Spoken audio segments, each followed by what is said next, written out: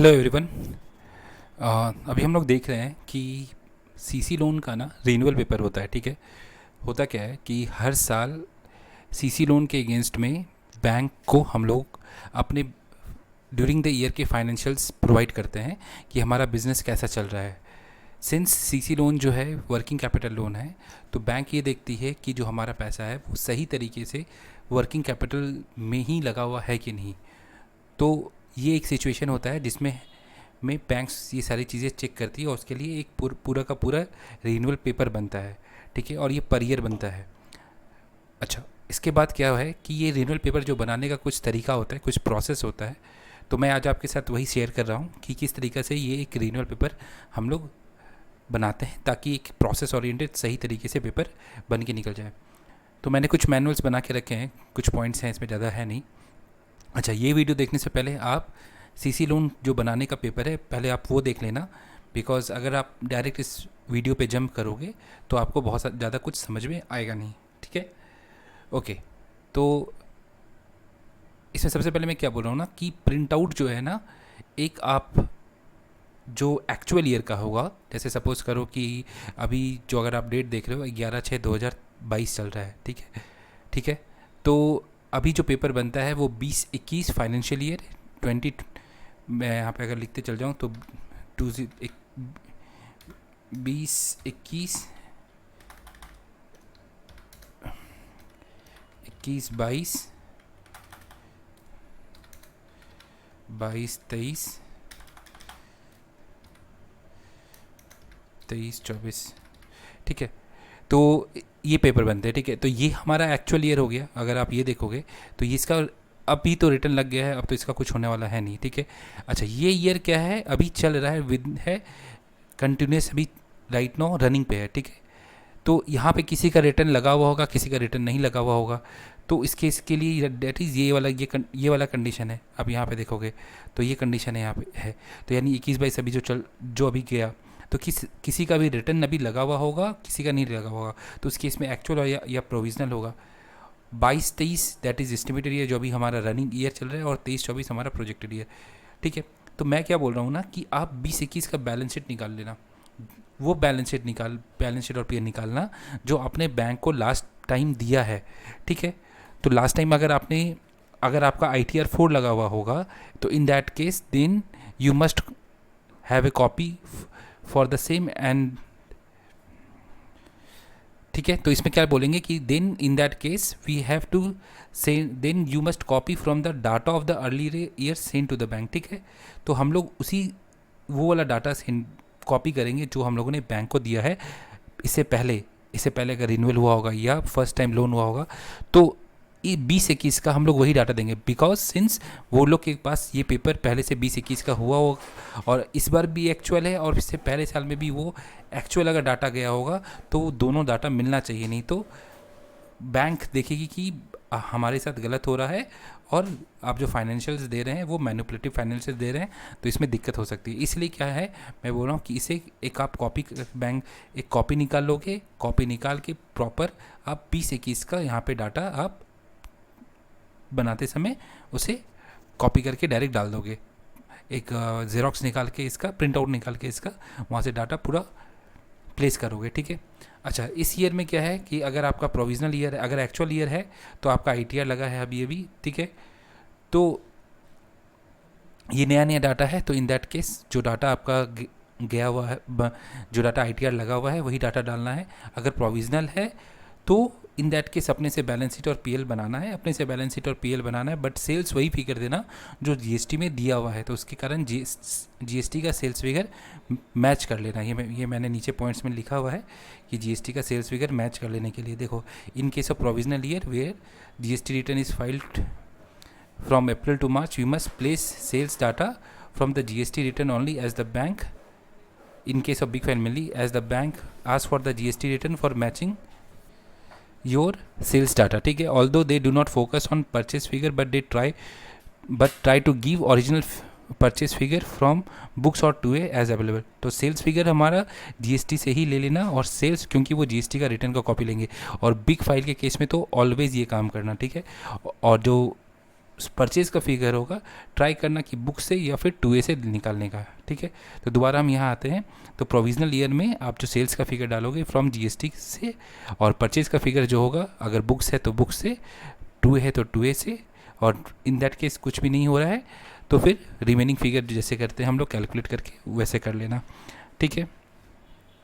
Estimated में तो हमारे पास पूरा हाथ ओपन है, तो हम लोग पूरा एस्टिमेट ईयर मतलब अपने हाथ अपने तरीके से देते हैं, और प्रोजेक्टेड ईयर में हमारा आपका फिर अगेन सेल्स और परचेज जो है ऑलमोस्ट 10% के आसपास इंक्रीज़ करके करना होता है, जैसे हम लोगों को बताया गया है इन अर्लियर वीडियोस, ठीक है। अच्छा, उसके बाद क्या बोला जा रहा है कि जो रेशियोज़ हैं जो एप्लीकेबल थे आपके न्यू CC लोन के लिए, वही आपके सारे इस केस में भी एप्लीकेबल रहेंगे। जैसे सेल्स डिवाइडेड बाई 5 जो आपका है लोन अमाउंट होना चाहिए, loan is equal to 75% of the stock, TOL by TNW 3 से छोटा, और करेंट रेशियो 1.3 से ज़्यादा। तो ये सब चीज़ें बता के रखा हुआ है। If not in actual year then at least in provisional और एस्टिमेटेड ईयर। अच्छा, इसमें क्या बोला है, सपोज़ करो कि मैं आपको दिखा रहा हूँ, मैं एक रिन्यूअल पेपर बनाया है हम लोगों ने, ठीक है। ये देखो एक रिन्यूअल पेपर है इसका, ये 11 लाख यहाँ पे दिख रहा है, तो इनका रिन्यूअल पेपर है। तो मेरे कहने का मतलब क्या है, सपोज़ करो कि TOL बाई TNW, सपोज़ करो कि इस केस में हमारा, अभी मैं इसको चेंज कर दे रहा हूँ, 1.2 आया, ठीक है। तो 1.33 से कम आ रहा है। तो एस्टिमेटेड ईयर में तो हम लोग ट्राई करेंगे कि इस टाइप से यहाँ पे एसेट का डिटेल, डेटर का डिटेल, स्टॉक का डिटेल, आपका क्रेडिट का डिटेल डालें कि आपका जो TOL बाई TNW है वो आपका 1.33 से ऊपर चला जाए, ठीक है। यहाँ तो हम लोग कर ही सकते हैं बिकॉज यहाँ पे हम लोग अपने हाथ से बैलेंस शीट और PL बना रहे हैं, ठीक है।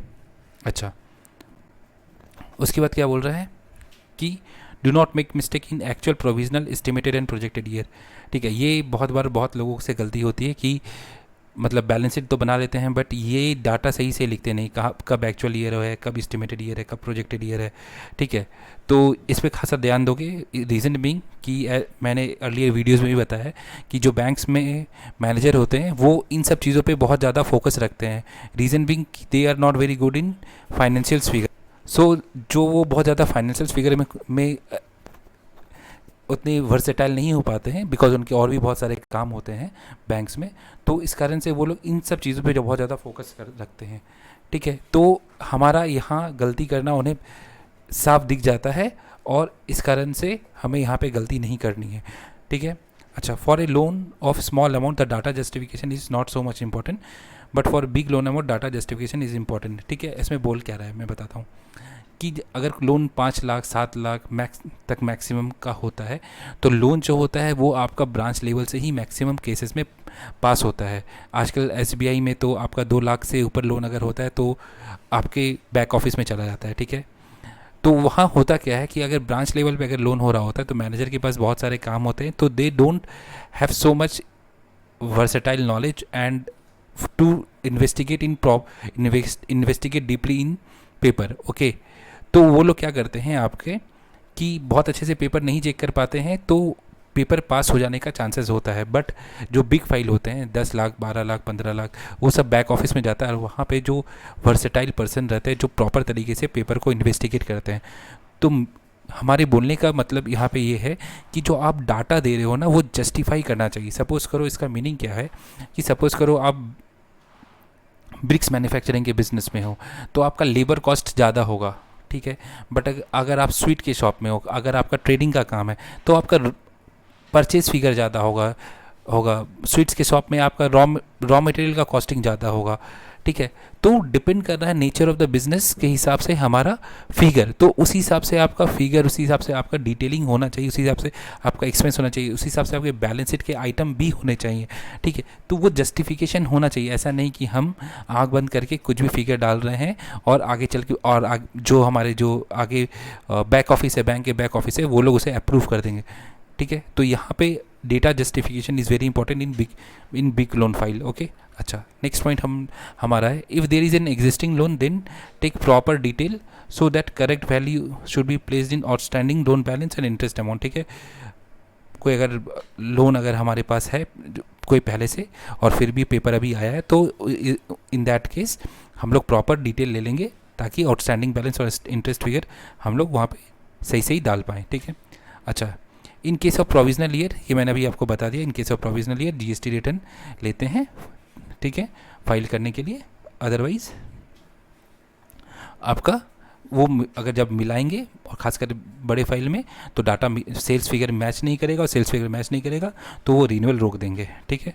और फ्रॉड का भी इल्ज़ाम लग जाएगा कि इंस्पाइट ऑफ बिंग जीएसटी, आपके जीएसटी में डाटा है नहीं और आप लोग सेल्स ज़्यादा दिखा रहे हो, तो ये एक अलग ही इन्वेस्टिगेशन खोल देगा क्लाइंट के अगेंस्ट में, ठीक है। अच्छा, उसके बाद CC loan amount outstanding balance and interest figure in finance should be as per the bank statement. अच्छा, इसमें क्या बोल रहे हैं कि हम लोग बहुत बार क्या करते हैं कि अगर बैलेंस नहीं रहता है तो हम लोग कुछ भी बैलेंस डाल देते हैं। ऐसा नहीं करेंगे, हम लोग क्लाइंट से प्रॉपर डिटेल लेंगे, क्लाइंट या बैंक से आउटस्टैंडिंग बैलेंस पूछ लेंगे और इंटरेस्ट फिगर पूछ लेंगे। अगर बैंक डायरेक्ट नहीं दे पा रही तो बैंक स्टेटमेंट लेंगे, बैंक स्टेटमेंट से कैलकुलेट करके वो फिगर लिखेंगे।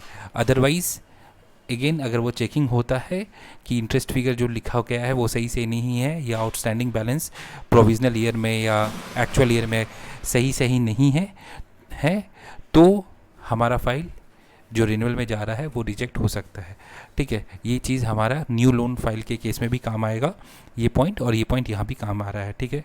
अच्छा, sales increment in estimated and projected year is in between 8 से 12% रखिएगा, but if loan is equal to sales divided by 5 formula is not implementing, मतलब उतना क्राइटेरिया नहीं पहुंच पा रहा है, तो in that case estimated and project year में अप टू 20% आप इंक्रीज़ कर सकते हैं, ठीक है। मैं एक और पॉइंट अभी जोड़ दे रहा हूँ, उसके लिए मैं भी वीडियो थोड़ा पॉज कर रहा हूँ। हाँ, तो मैंने लास्ट पॉइंट अभी लिखा है, तो इसमें क्या बोल रहा है मैं कि सपोज़ कि अभी जनवरी मंथ चल रहा है, जनवरी 2023 सपोज़ करो एक, ठीक है। वैसे तो अभी 11/6/2022 है, बट सपोज़ करो अभी जनवरी चल रहा है, तो दिसंबर तक का रिटर्न फाइल हो चुका होगा। तो इसका मतलब क्या है कि ऑलमोस्ट 75% और मोर ईयर पास हो चुका है, ठीक है। एंड उसके हिसाब से जीएसटी रिटर्न भी लग चुका होगा as per the due date of GST, ठीक है। तो जो हम लोग आपका प्रोविजन एस्टिमेटेड ईयर में, डैट मीन्स यहाँ पे जो अभी हम लोग डाटा ले रहे हैं, अभी हम लोग data as per back year के हिसाब से ले रहे हैं और उसमें इंक्रीमेंट करके लेते हैं। बट अभी सपोज़ करो हम लोग जनवरी में है, जनवरी 2023 सपोज़ करो चल रहा है, ठीक है। तो उस केस में रिटर्न जो है वो हमारा दिसंबर तक लग चुका होगा, ठीक है। सिर्फ जनवरी फरवरी मार्च का अभी रिटर्न नहीं लगा होगा क्योंकि वो पीरियड अभी आया नहीं है, कंप्लीट आया नहीं है, ठीक है। तो इन दैट केस हमारा जो सेल्स फिगर होगा वो लास्ट ईयर के कोरिलेशन में होगा, या फिर आपका अप्रैल से लेके दिसंबर जो सेल्स फिगर गया है उसके कोरिलेशन में होगा। ऑब्वियसली अप्रैल से लेके दिसंबर तक का जो जीएसटी का डाटा गया है उसके कोरिलेशन में होगा, और जनवरी फरवरी मार्च का हम लोग उसी के कोरिलेशन, उसी से के हिसाब से डाटा ले लेंगे कि हमारा बाद बाकी सालों में जो डाटा गया है किस हिसाब से गया है, उसी हिसाब से हम लोग जनवरी फरवरी मार्च में भी एक डाटा एस्टिमेट कर लेंगे। वही मैं यहाँ पर बोल रहा हूँ कि suppose the running month is January, that is almost 75% of the year is passed. Then for the sales figure, we must take the data from the GST return, because the return till December would be filed as per the due date of filing GST return. And for remaining month, that is January, February, March, ये 3 month का, ठीक है। Remaining month sales figure is taken in correlation with the return with the sales of the return filed period, ठीक है। यानी return filed period के correlation में जनवरी फरवरी मार्च का सेल्स लेंगे। सपोज करो हर महीना आपको दिख रहा है 7-8 लाख रुपए का सेल्स हो रहा है, और अभी जनवरी फरवरी मार्च का रिटर्न नहीं लगा, और अभी मुझे एक एस्टिमेटेड बैलेंस शीट बनाना है। तो उस केस में हम भी जनवरी फरवरी मार्च का जो सेल्स फिगर लेंगे 7-8 लाख के आसपास का ही लेंगे, बट ये देख लेंगे कि ये क्राइटेरिया पास फुलफिल हो रहा है कि नहीं, बिकॉज ये क्राइटेरिया हमारे लिए इंपॉर्टेंट हमेशा रहता है, ठीक है। सपोज़ करो कि ये क्राइटेरिया हमारा फुलफिल नहीं हो रहा है, तो उस केस में हम लोग थोड़ा सा सेल्स फिर भी बढ़ा सकते हैं, बट मोस्टली सबसे पहले हम लोग ये फार्मूला यूज़ करेंगे। अगर ये फार्मूला के कारण लोन नहीं हो रहा है या कम हो रहा है तो उस केस में हम लोग थोड़ा सा सेल्स बढ़ाएंगे, बिकॉज ये क्राइटेरिया हमारा फुलफिल नहीं हो पा रहा था उसमें, ठीक है। That is loan is equal to sales divided by 5 वाला क्राइटेरिया फुलफिल नहीं हो पा रहा था, ठीक है। तो ये एक वीडियो था रिन्यूअल के ऊपर में, मैंने एक रिन्यूअल का पेपर भी बनाया है। आप देखोगे इनका क्राइटेरिया जो है ये इनका 11 लाख का लोन है, ठीक है। 11 लाख का लोन के लिए इनका क्राइटेरिया, सारी क्राइटेरिया फुलफ़िल हो रही थी, ठीक है। और हम लोगों ने एग्जैक्ट फिगर यहाँ पे जो मैंने बोला था कि आपका जो सीसी लोन का जो फिगर है, हम लोगों ने एग्जैक्ट फिगर दिया, ठीक है। यहाँ पे कुछ भी आपका अपने से फिगर नहीं डाल दिया, बैलेंस शीट मंगा के किया है। और ये जो आपका बैंक इंटरेस्ट है ये भी हम लोगों ने प्रॉपर तरीके से डाला है। और जो आपका इन दोनों साल में टोटल 11 लाख यूटिलाइजेशन दिखाया है, ठीक है। एंड